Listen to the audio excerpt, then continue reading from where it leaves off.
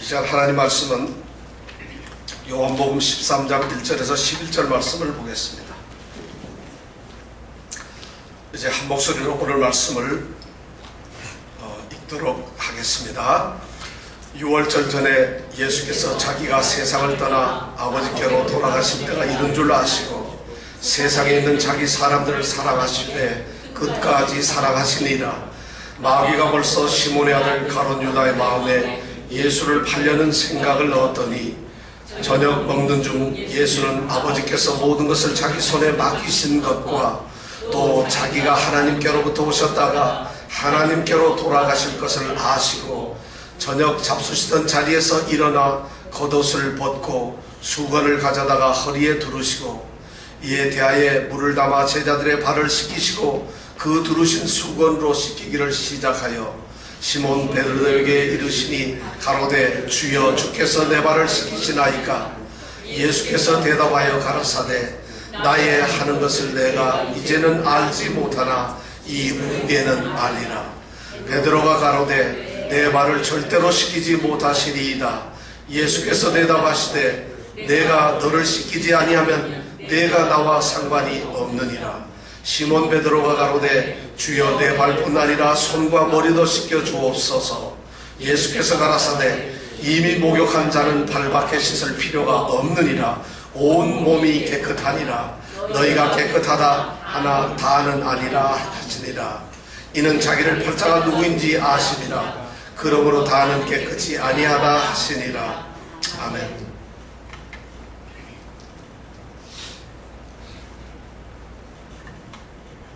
오늘 이 말씀은 우리가 너무 잘 아는 말씀이죠. 이 말씀에 들어가기 앞서서 먼저 우리가 요한복음에 대해서 조금 생각을 해보겠습니다. 요한복음은 크게 두 부분으로 나누게 됩니다. 1장부터 12장까지는 소위 표적의 책이라고 합니다. 예수님께서 수많은 대중들과 여러 사람들과 함께 특히 유대교의 전통을 따라 사시면서 예수님께서 많은 표적과 기적을 보이셨습니다. 그리고 그 표적 속에 나타나는 예수님의 교훈을 말씀하셨고, 그리고 그 교훈을 통해서 예수님께서는 당신 스스로가 하나님의 아들이심을 나타내셨습니다. 이것이 요한복음 1장에서부터 12장까지 나오는 표적의 책의 말씀입니다. 그리고 오늘 읽은 12장부터 마지막 장 21장까지는 이거는 영광의 책이라고 하는 이름으로 불리는데, 여기는 예수님께서 많은 대중들과 활동하시던 그런 것을 벗어나서 이제 예루살렘이라고 하는 한 지역 속에서 사랑하는 제자 12명과 지냈던 생활들을 기록해 놓고 있습니다. 그래서 특별히 그 중에서 예수님께서 잡히기 전 12시간 전쯤부터 시작해서 잡히시고 십자가에 달리신, 그리고 죽고서 나중에 무덤에 장사 지내신 그 사건들이 전체를 주장하고 또 기록되어 있습니다. 오늘 말씀은 바로 그러한 두 번째 책인 이 영광의 책이라고 하는 그 부분에서 첫 번째 이제 시작되는 말씀이 바로 요한복음 13장의 말씀입니다. 요한복음 13장은 시작되기가 벌써 6월절 전에라고 하는 말씀으로 시작이 되고 있습니다. 우리는 6월절 전이라는 말을 듣게 되면 어떤 생각을 해야 하느냐면, 지금 유대인들에게는 매우 소중하고 귀중한, 둘도 없는 귀한 절기를 지금 보내고 있구나 하는 것을 먼저 이 말씀을 통해서 생각을 해야 됩니다. 6월절은 우리가 알다시피 430년의 애굽의 종살이에서 마지막 하나님의 귀한 은혜와 인도하심으로 이제 해방이 될 때, 애굽을 탈출하던 마지막 날 밤, 이제 6월절에 어린 양을 잡고서 모든 애굽 땅에 처음 태어난 것들이 다 죽는 그 순간에 이스라엘 백성들은 이제 그 애굽 땅으로부터 벗어나는 이러한 날을 기념하는 것이 바로 6월절이라고 하는 절기입니다. 바로 그런 절기를 지금 맞이했다는 것입니다. 예수님께서 이 절기를 맞이하시기 전에 물론 이런 일이 좀 있었어요. 이 절기를 맞이하시기 위해서 예수님께서 지금 오늘 요한복음 14장을 시작하기 전 일주일 전에, 약 한 4일 전에 예수님께서는 유대 땅으로부터, 저 갈릴리 땅으로부터 내려오셔가지고 올려오셔서 이제 예루살렘 성에 입성을 하셨습니다. 예루살렘이라고 하는 그 당시 중심의 도시로 예수님께서는 들어오셨고, 들어오신 날이 바로 우리는 그날이 일요일, 주일이라고 생각합니다. 일요일 날 입성을 하셨고, 그 다음에 월요일 날 예루살렘 성전에 가서 예루살렘 성전 안에서 장사를 하는 사람들, 동전을 바꾸어주는 사람들의 상을 쥐어부시고 성전을 깨끗게 하신 일을 하셨습니다. 그리고 화요일 날에는 예수님께서는 특별히 서기관들, 바리새인들과 말씀을 나누면서 그들을 깨우쳤습니다. 그때 유명하신 말씀이 이 독사의 자식들, 이런 말씀들을 하시면서 가르치셨다는 것입니다.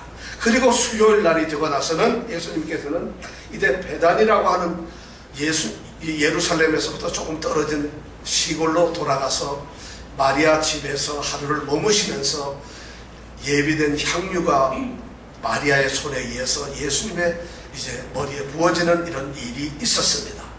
그리고 바로 오늘 이 목요일 저녁 지금 이 사건이 이루어지고 있습니다. 6월절 전에 이런 일이 일어났습니다. 지금 6월절 전 이제 이 저녁 시간에 예수님께서는 사랑하는 제자들하고 같이 6월절 식사를 하시기 위해서 이제 어느 한 곳에서 모여 지금 식사를 하는 내용이 오늘 말씀입니다. 그런데 이 식사를 드리는 이 광경은 매우 놀라운 광경입니다. 사실 6월절의 절기를 지키는 이스라엘 백성들에게는 이 날이 의미 있고 뜻깊으면서도 무척 기쁨의 날입니다. 그런데 이 분위기가 좀 이상한 것 같습니다. 식사를 하시는 예수님과 사랑하는 제자들의 모습이나 생각이 지금 전혀 다릅니다.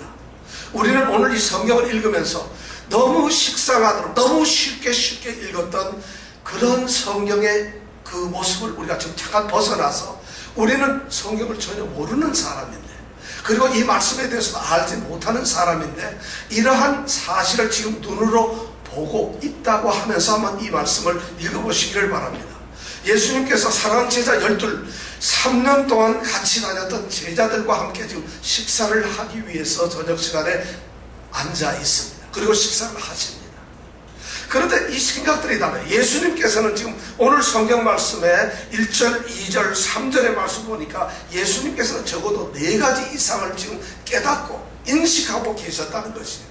예수님께서는 먼저 1절에 보니까 자기가 아신 것이 이제 세상을 떠나서 아버지께로 돌아가실 때가 되었다는 것, 그것을 예수님은 지금 알고서 식사를 하신다는 겁니다. 그 말씀이 무슨 말이에요? 죽을 때가 되었다. 예수님은 죽는다는 것을 지금 내가 죽겠구나, 이제 죽는구나 하는 생각을 아시면서 이 식사를 지금 하고 있다는 것이죠. 그뿐만 아니라 예수님께서 2절에 보니까 자기가 사랑하던 그 제자가 자기를 팔려고 하는 생각을 사단으로부터 너음을 받았고 이제 팔려고 계획을 세우고 배반의 그런 사고를 가지고 있다는 것을 또한 아시고 있다는 겁니다. 그뿐만 아니라 3절에 가보면 예수님께서는 자기 스스로가 하나님께로부터 모든 일에 대한 권한을 다 받으셨다는 것이죠. 그래서 모든 권세를 가지고 있기 때문에 이 세상을 다스릴 수도, 이 세상을 통치하시고 심판을 하실 수도, 그리고 더 중요한 것은 자신 스스로가 알고 있는 이 현상을 깨뜨려버리고 이것에서 벗어날 수 있는 권한을 가지고 계시는 분이라는 것이죠. 그런 예수님이 이제 드디어 아신 것은 당신 스스로가 하나님께로부터 오셨고 이제 하나님께로 가셔야 된다는 것을 인식하고 있다는 것이죠. 그런 예수님께서는 사랑하는 제자 12를 둘러보시면서 그들을 사랑하시는데, 이제 내가 죽겠지만은 죽는 그 순간까지 이들을 사랑하겠다. 나의 모든 것을 바쳐서 그 목숨이 끝나는 그 죽음의 순간까지 뿐만 아니라 내 죽음을 다해서까지라도 이들을 사랑했다는 그런 말씀을, 마음을 가지시고 지금 식사를 하세요. 그런데 이 제자들 12는 생각이 달라요. 제자들은 지금 그러한 내용을 전혀 모릅니다. 예수님이 잠시 후 12시간 뒤면은, 이 밤이 지나고 나면은 십자가에 달려서 처참하게 처형을 당할 것이라는 사실을 아는 제자는 어쩌면 한 명밖에 없었습니다. 아무도 몰라요. 그들은 그냥 즐겁고 기쁘고 유쾌한 유월절의 식사를 예수님과 함께 지금 예루살렘에서 먹고 있다는 것이에요. 오히려 제자 한 사람 가룟 유다만이 가슴속에 갈등을 느끼면서 어떻게 해야 좋을지 몰라요. 왜냐하면 자기가 이제 곧 저 사랑하는 선생을 팔아야 될 텐데, 저 선생을 배반하고 내가 저 사람이 죽음으로 넘어가도록 넘겨줘야 할 텐데 하는 생각을 하면서 이 식사는 이루어지고 있다는 거죠. 이것이 오늘 6월절에 일어나는 식사의 모습입니다. 우리는 이미 그 다음에 다 해답을 다 알아버리고 이 내용을 너무 많이 듣다 보니까 아하, 발 씻겼구나 또 이렇게 생각을 하는데, 실제로 지금 그런 상황이 아니라는 것이에요. 이 말씀. 전혀 그런 문제들이 지금 생겨날 수가 없다는 것이에요. 그런데 바로 오늘 4절에 보니까 예수님의 기이한 행동이 드디어 나타나기 시작합니다. 저녁 잡수시던 자리에서, 놀랍습니다. 지금 저녁을 먹고 있어요. 제자들도 떡을 떼고 어쩌면 포도주를 마시겠죠. 예수님도 떡을 떼고 계십니다. 그 식사를 하던 자리에서 예수님이 일어나시는 거예요. 제자들이 한번 그 상경을 세워보세요. 예수님, 제자들이 전부 봅니다. 예수님께서는 그 자리에서 일어나서 자기의 겉옷을 벗으시고 수건을 내려다가 수건을 둘러서 자기 허리에 감으시고, 그리고는 뚜벅뚜벅 대야에다 물을 담으시고, 그리고는 제자들이 앉아있는 곳으로 오셔서 제자들의 발을 씻기기 시작하셨다는 것입니다. 이것이 무슨 의미일까요? 어떻게 예수님께서는 그런 행동을 하실 수 있을까요?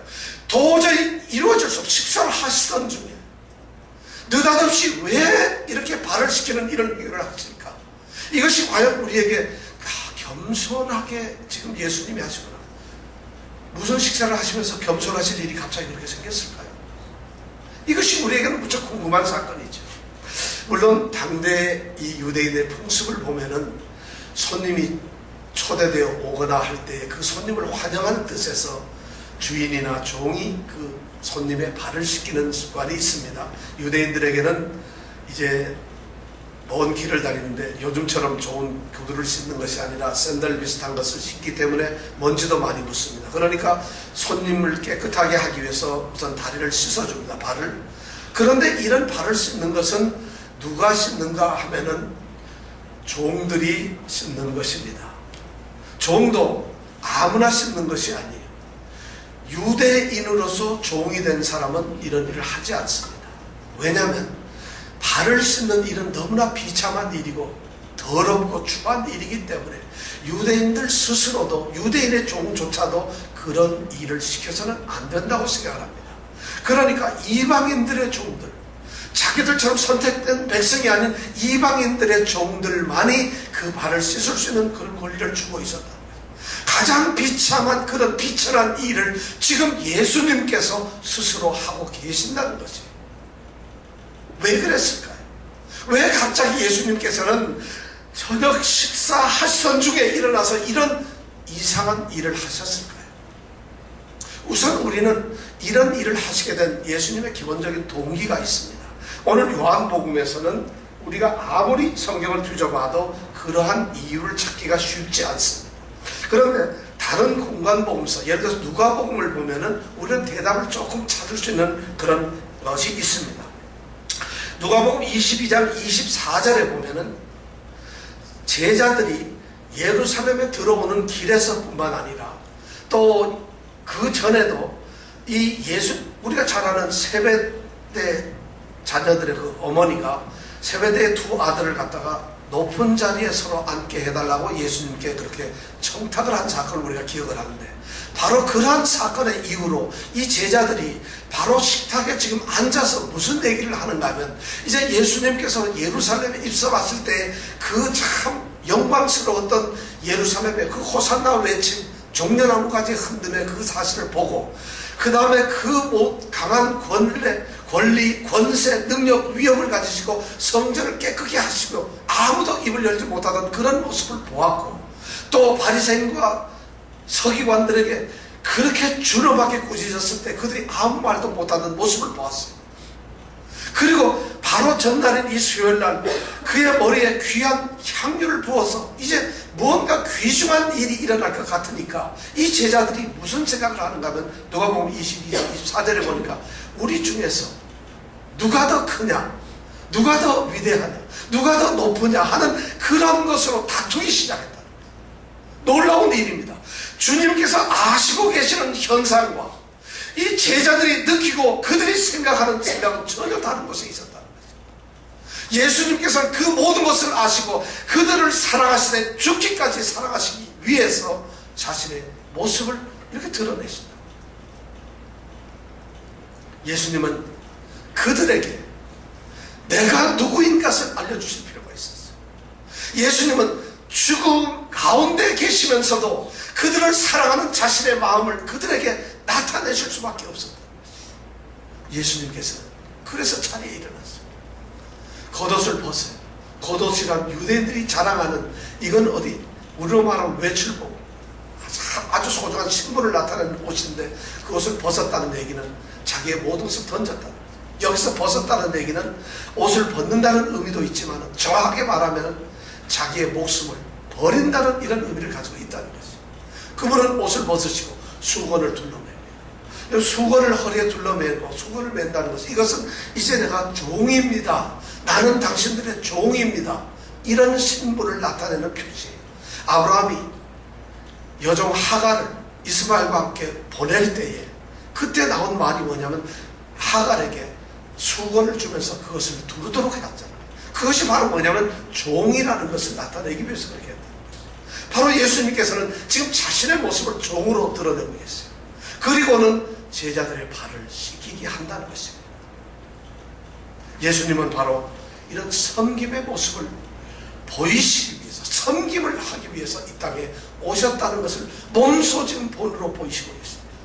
마가복음 10장 45절에 말씀하시길 인자가 온 것은 섬김을 받으려 함이 아니라 도리어 섬기려 하고 자기 목숨을 많은 사람들의 대속물로 주려 함이라. 그 말씀을 지금 예수님께서는 실행을 하고 계신다는 거죠. 제자들은 영문을 몰라요. 그러나 이제 제자들은 그것을 깨닫게 될 것입니다. 왜냐하면 이 사건이 있고 난 그 이후로부터 12절부터 17절까지의 말씀을 통해서 예수님은 이 의미를 설명하고 계세요. 내가 너희들의 주가 아니냐, 내가 너희들의 선생이 아니냐. 그런데 내가 주인이면서도 선생이면서도 너희들을 위해서 내가 이런 일을 했다. 종의 모습으로 너에게 본을 보였으니까 너희도 내가 행한 것 같이 똑같이 행해라. 이런 말씀을 하십니다. 예수님은 그런 모습을 보이셨습니다. 예수님의 이런 말씀을 듣고서 제자들은 아마 어떤 도전을 받았을 거예요. 예수님께서 이렇게 하신 말씀은 그 12 제자들뿐만 아니라 바로 예수님께서 사랑했던 예수님의 공동체인 제자 공동체, 그들이 지켜야 할 가장 귀중한 덕목이 희생이며 섬김이라고 하는 것을 말씀을 하고 계세요. 오늘날 교회에서 우리는 얼마나 교만이 왕노릇하는지 모릅니다. 얼마나 자랑과 교만과 자기 어떤 과시와 이런 것들이 교회에 너무 많죠. 예수님께서는 바로 그러한 모습에서 교회가 세워지는 것들, 하나님의 공동체인 하나님의 백성들의 사는 자리에서는 가장 중요한 것이 희생이라는 것이죠. 섬김이라고 하는 것이죠. 지금 그 모습을 내가 이렇게 섬기러 왔다, 내가 바로 이런 종의 모습으로 왔다, 내가 하나님과 동등됨을 취할 것으로 여기지 아니하고 오히려 나를 비워서 종의 형체를 가지고 사람들과 같이 되었고 사람의 모양으로 나타나서 내가 나를 낮추고 죽기까지 복종했다는 그 예수님의 그런 모습을 우리는 여기서 발견할 수가 있다는 거죠. 섬겨야 된다. 희생을 해야 된다. 저는 희생을 하면은, 희생이라는 말을 생각하면은 아주 감동적인 말씀이 하나 생각납니다. 이야기가 하나 생각납니다.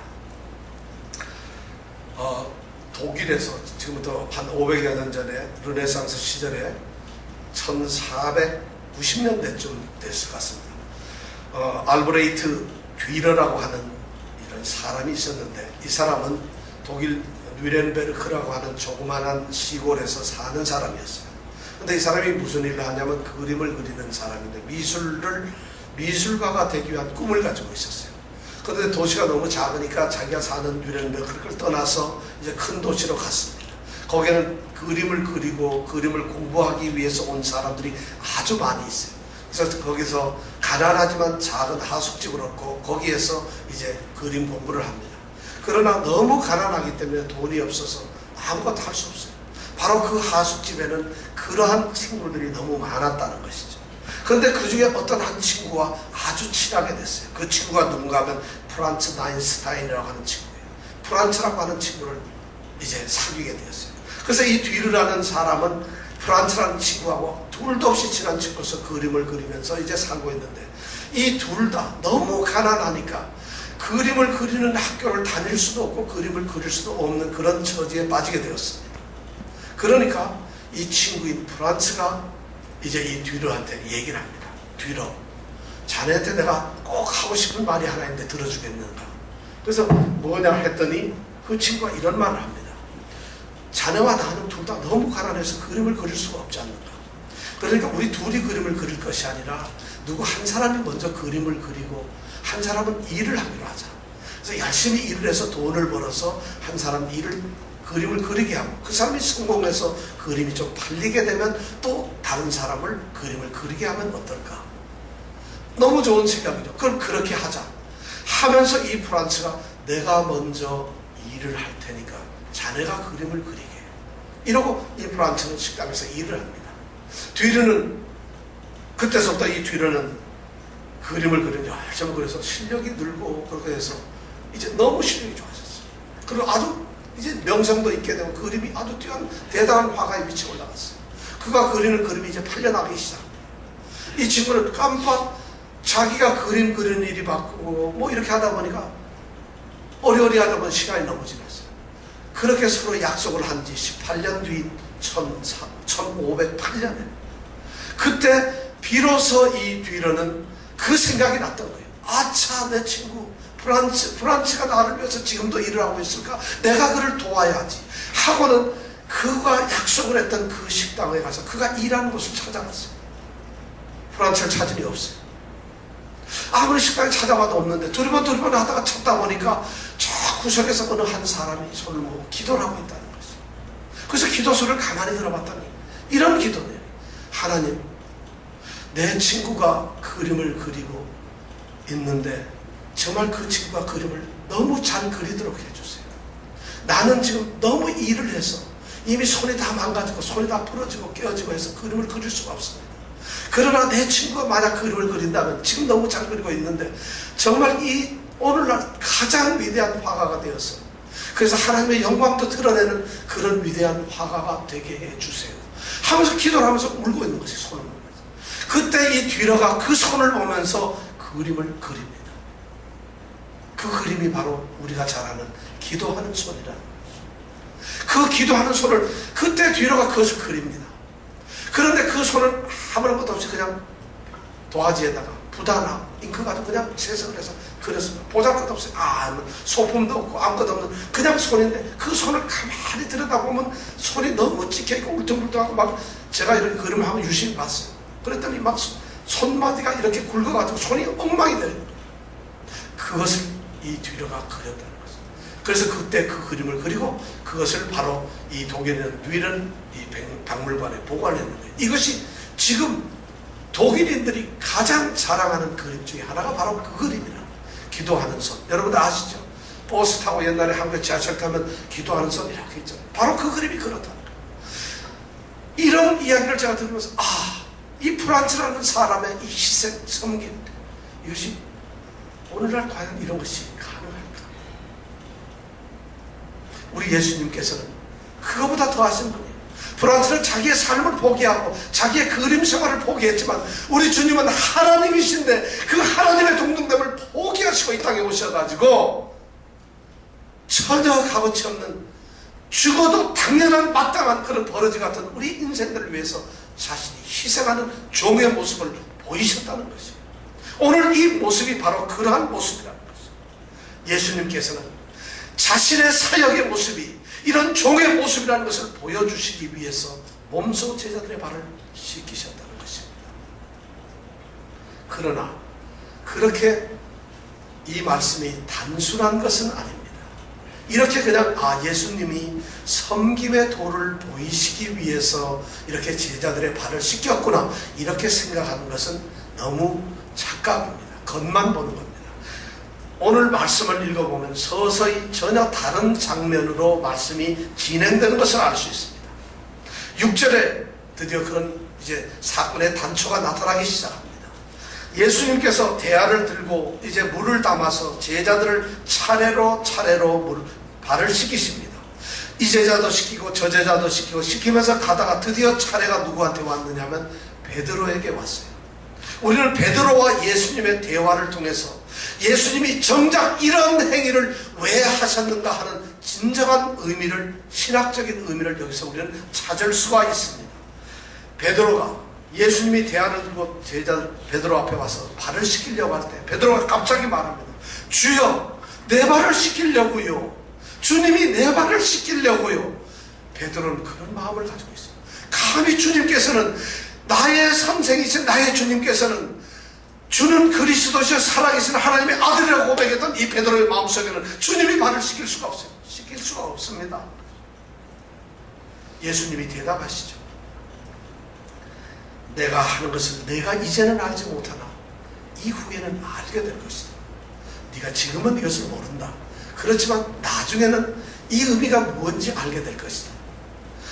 베드로는 지금도 모르고 있어요. 이것이 뭔지 모르고 있어요. 예수님께서 그렇게 말씀을 하는데 지금은 무슨 의미며 나중에는 무슨 의미일까 도저히 알 수가 없죠. 다시 베드로는 강변합니다. 내 발을 절대로 씻길 수가 없습니다. 이 베드로의 용기 대단합니다.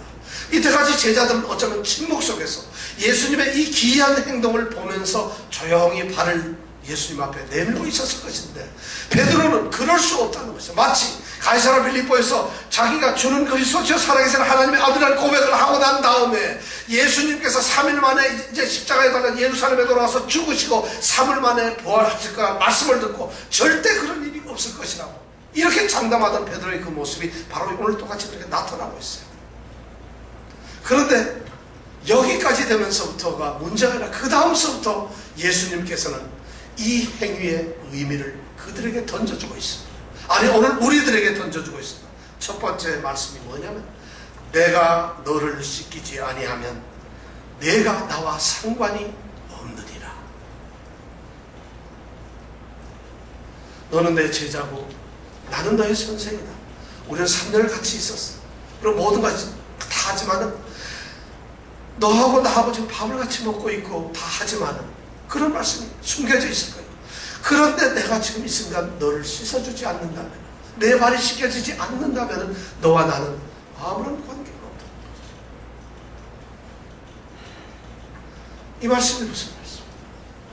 자, 상관이 없다는 이 상관이라는 말은 메로스라고 하는 단어로 쓰여 있는데 이 말은 뭐냐면 어떤 한 부분을 말하는 것이에요. 그러니까 예수님께서는 너와 내가 내 안에서 네가 가지고 있을 너의 부분, 너의 목, 너의 기업, 네가 내 안에서 차지할 부분이 아무것도 없다는 거죠. 너는 내 안에 소속되어 있는 것이 아무것도 아니라는 이런 말씀을 하죠. 여기서 말하는 여기 상관이라는 말은 이스라엘 백성이 이제 땅을 가나안 땅에 들어가서 이제 가나안을 점령할 때 지파별로 그들이 땅을 분배하게 되는데 민수기에서 말하는 이 말은 바로 이 말이 상관이라는 말이 자기의 몫을 영원한 땅 하나님께서 우리에게 주시는 그 영원한 약속의 땅 기업 하나님의 나라 예수님과 함께하는 그러한 삶을 바로 이것을 상관이라는 말로 표현했다. 예수님께서 이 말씀을 하시면서 자신의 지금 죽음을 말씀합니다. 자신의 종의 사역으로서 자신이 이제 십자가에 돌아가실 것을 생각하시면서 만약 내가 십자가의 죽음으로 말미암아 내 피를 흘리지 않고 내 피를 통하지 아니하고서는 너는 나와 아무런 상관이 없다는 것이에요. 구원의 위대한 역사, 구원의 이 사건들은 예수님을 통하지 아니하면 아무것도 관계가 없다는 이 말씀을 지금 하고 있습니다. 구원해 주는 오직 예수 그리스도 예수님이 아니면 그런 일은 있을 수가 없다는 거죠. 그리스도만이 구원의 길이라는 것을 예수님께서는 지금 말씀하고 계십니다. 베드로는 그런데 그 말을 아직도 깨닫지 못했어요. 우리도 못 깨달았는데 뭐 베드로가 어떻게 깨달았겠어요. 그러니까 베드로가 또 나섭니다. 그래요? 주님과 관계가 없다고요? 상관이 안 돼요? 그러면 주님 발뿐만 아니라 뭐예요? 머리, 손, 온몸을 다 씻어달라고 그래요. 예수님께서는 그 말씀에 대답을 하십니다. 예수님이 기뻐하셨을까요? 어땠을까요? 하여튼 베드로 참 못 말리는 사람인데 예수님께서 말씀을 합니다. 목욕한 자에게는, 목욕을 한 사람은 온몸이 깨끗하다는 것입니다. 목욕을 한 사람은 온몸이 깨끗하다. 베드로는 그 말을 또 못 알아들었을 거예요. 내가 언제 목욕을 했나? 우리는 지금 뒤에 답을 알고 있지만은 답을 모르는 이 상황에서 내가 언제 목욕을 했지? 지금 계속 왔다 갔다 하다가 드디어 저녁 식사를 하는데 이제 발을 씻겨준 것도 그것도 처음인데 아무도 씻겨주지 않고 예수님이 씻기는 건데, 바로 예수님께서는 여기에서 또 우리에 대한 진리를 말씀하고 있어요. 그리스도 예수 안에서 예수를 영접하고 예수의 사람이 된 사람은 이제 거룩한 예수의 생명으로 거듭난 새 생명, 중생된 사람이라는 것을 말씀하고 있어요. 예수를 받아들인 사람은, 그 사람은 이제 다시는 죄 가운데 살지 아니하고 영원하게 이제 다시는 죄의 심판을 받지 아니하고 다시는 죄로 말미암아 그들이 사로잡혀서 형벌을 받지 아니하고 죄의 재가를 받지 아니하고 죄에서 씻음을 받은 거룩한 새 삶을 살아가는 것이라는 것을 예수님께서 말씀하고 계십니다. 이 사건을 아마 바울 사도는 로마서 6장 1절에서 4절에서 이렇게 말씀을 하고 있을지 모르겠어요. 그런즉 우리가 무슨 말하리요? 우리가 죄 아래 있지 아니하고 은혜 아래 있으니 죄를 지으리요? 그럴 수 없느니라. 죄에 대하여 죽은 우리가 어찌 그 가운데 더 살리요? 무릇 그리스도 예수와 합하여 세례를 받은 우리는 그의 죽으심과 합하여 세례받은 줄을 알지 못하느냐? 그러므로 우리가 그의 죽으심과 합하여 세례를 받음으로 그와 함께 장사되었나니 이는 아버지의 영광으로 말미암아 그리스도를 죽은 자 가운데서 살리심과 같이 우리로 또한 새 생명 가운데서 행하게 하려 하십니다. 아마 바울 사도는 그렇게 해석을 했을지 몰라요. 그리고 바울 사도는 6장에서 조금 더 와서 6장 10절에서 다시 말씀을 합니다. 그의 죽으심은 죄에 대하여 단번에 죽으시며 그의 살으심은 하나님께 대하여 살으십니다. 바로 예수님께서는 목욕을 한 자는 이미 온몸이 깨끗해졌다는 이 말씀을 통해서, 예수님 자신의 죽음을 통해서, 예수의 죽음을 통해서, 예수의 십자가의 그 복음을 통해서 예수님을 영접한 사람들은 이미 단 한 번에 모든 죄가 씻어졌다는 것을 말씀을 하고 계시다는 것이죠. 그러면서 예수님은 또 말씀을 더 보태십니다. 목욕한 자는 발밖에 씻을 필요가 없다는 것이죠. 온몸을 씻을 필요가 없다는 것이죠. 이것은 무슨 말씀일까요? 저는 이 말씀을 이렇게 생각합니다. 목욕을 한 우리 거룩한 성도들도 날마다 그리스도 안에서 삶을 살아가지만 우리는 또한 범죄하며 죄를 지며 삽니다. 우리가 결코 거룩하게 성화되거나 하나님으로부터 완전한 사람으로 세워진 것은 아니라 여전히 우리 속에 죄성이 있고 우리는 죄를 짓습니다. 우리는 그렇게 죄의 유혹에 빠질 수 있어요. 그럴 때마다 날마다 우리에게 다가오는 삶의 자리에서 우리는 모든 더러웠던 우리의 것들을 우리는 발을 씻는 것처럼 회개해야 한다는 것입니다. 그 회개는 오늘도 내일도 우리에게 있는 한 우리는 끊임없이 발을 씻듯이 회개를 해야 된다는 것입니다. 예수님께서는 바로 오늘 그 사건, 그것을 말씀하고 계신다는 것입니다. 예수님께서는 전혀 이해되지 아니하는 이런 사건, 이런 행동을 통해서 우리에게 귀중한 교훈을 말씀해주고 있어요. 저는 이 사건의 기록이 매우 놀라운 것을 발견합니다. 마태복음, 마가복음, 누가복음에는 예수님의 발 씻음의 이런 이적, 이런 행위들이 나타나지 않습니다. 대신 거기에는 예수님께서, 우리가 잠시 후면 성찬식을 하겠습니다만 떡과 잔을 가지시고 이제 기념하시는 성찬식을 하십니다. 그런데 요한복음에는 똑같은 6월절 저녁 식사인데 성찬식의 기사는 없고 발을 씻는 기사만 나옵니다. 이것이 서로 무슨 관계일까요? 똑같은 사건일까요? 아니면 서로 다른 사건일까요? 다른 사건이라면 다 각각 기록을 해놨을까요? 똑같은 저녁에 똑같은 밥을 먹는데 마태, 마가, 누가는 그때 성찬식의 사건을 기록하고 있는데 왜 요한은 발씻음의 사건만 기록하고 성찬식을 기록하지 않을까요? 제가 보기에는 이 제자들이 서로 보는 관점이 달랐을 것이에요. 아마 예수님께서 두 사건을 다 하셨을 거예요. 제자들의 발을 씻기면서 그들에게 종의 모습을 보여주시고, 그리고 종으로서의 예수님의 그 신분의 사역의 모습을 보이시면서, 그리고 십자가에 이제 잠시 후면 십자가에 달려 돌아가시면서 모든 사람을 깨끗게 하신다는 죄 씻음에 귀한 교훈을 던지시기 위해 요한은 아마 이것을 선택했을 것 같고, 다른 제자들은 성찬식 잔과 떡을 나눈 그 사건을 기록함으로써 예수님이 십자가에 달리신 이미 죽음의 사건, 그 죽음의 사건을 통해서 우리가 깨끗함을 받아야 된다는 것을 말하고 있지 않나 저는 생각을 합니다. 바로 이 사건을, 이런 일을 하신 예수님께서는 오늘 10장 11절의 말씀에는 놀라운 말씀을 합니다. 저는 그 말씀이 우리에게 도전을 주는 말씀이라고 합니다.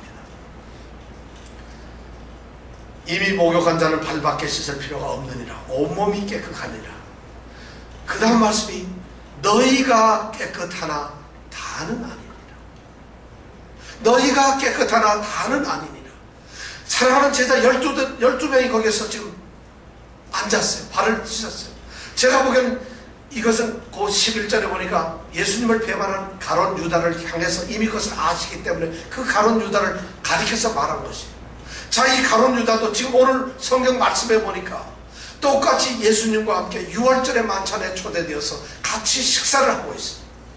똑같이 예수님과 함께 앉아서 예수님이 씻어주시는 발을, 예수님께 씻기우는 발을 가지고 지금 가룟 유다도 발이 씻겨지고 있다는 것이. 더 놀라운 것은 아마 모르긴 몰라도 다른 성경, 누가복음이나 마태복음에 보니까 성찬식을 하면서 잔을 나누고 떡을 뗄 때 그때에도 이 가룟 유다를 함께 참여했다는 거죠. 그런데 우리 주님께서는 너희는 깨끗하나 다는 아니니라. 누가 참된 제자일까요? 누가 참으로 발 씻음을 받는, 진정한 발 씻음을 받는, 죄의 씻음을 받는 하나님의 백성들일까요? 누가 과연 참되고 온전한 하나님, 우리 예수 그리스도 예수님의 제자의 삶을 사는 사람들일까요? 누가 예수의 공동체에 소속된 정말 거룩한 성도의 무리 속에 들어가는 사람일까요? 예수님께서 그 행동을 하실 때 전혀 다른 생각을 하고 있었습니다. 전혀 다른 관점에서 살고 있었어요. 그는 예수님의 모든 것을 받아들이지 않고 있었다는 것이에요. 예수님을 따른다고 고백했다 해서 저는 그 사람이 참된 예수님의 추종자, 제자라고 생각을 할 수 있는 것인가요? 예수님의 교훈을 듣고 예수님의 말씀을 잘 듣는다고 하는 그 사람들, 오늘 저는 이 예수님의 말씀을, 예수님께서 오늘 교회를 향해서, 오늘 성도들을 향해서 어쩌면 이 말씀을 하고 계시는지 몰라요. 너희가 깨끗하나 다는 아니니라. 너희가 깨끗하나 다는 아니니라. 나는 과연 참된 예수님의 제자일까? 오늘 이 말씀을 생각하면서 오늘 이 사건에 주는 교훈을 저는 마치려고 합니다. 오늘 던져주는 말씀, 여러분들 예수님께 발을 깨끗이 씻음을 받았습니까? 여러분들은 참된 예수님의 제자처럼 너희는 다 깨끗하다 할 때 바로 그 다에 들어갈 수 있습니까? 이 질문을 생각하면서 오늘 우리가 성찬식을 함께 하도록 하겠습니다. 먼저 기도하겠습니다. 주님, 오늘 너무 놀라운 주님의 그 섬김의 본의 모습을 보면서 우리의 가슴이 뜁니다. 오늘 우리로 참다운 가슴에서 흘러나오는 정말 진정한 예수님 사랑을 갖게 하시고 우리의 온전한 믿음의 눈으로 주님을 바라보게 하여 주시옵소서. 우리도 주님처럼 그런 섬김의 모습으로 살길 원합니다. 주님이 그렇게 우리에게 하셨던 것처럼, 또 그렇게 명령을 하셨던 것처럼 우리가 그런 삶으로서 살길 원합니다. 우리를 인도하여 주시옵소서. 예수님 이름으로 기도드렸습니다. 아멘.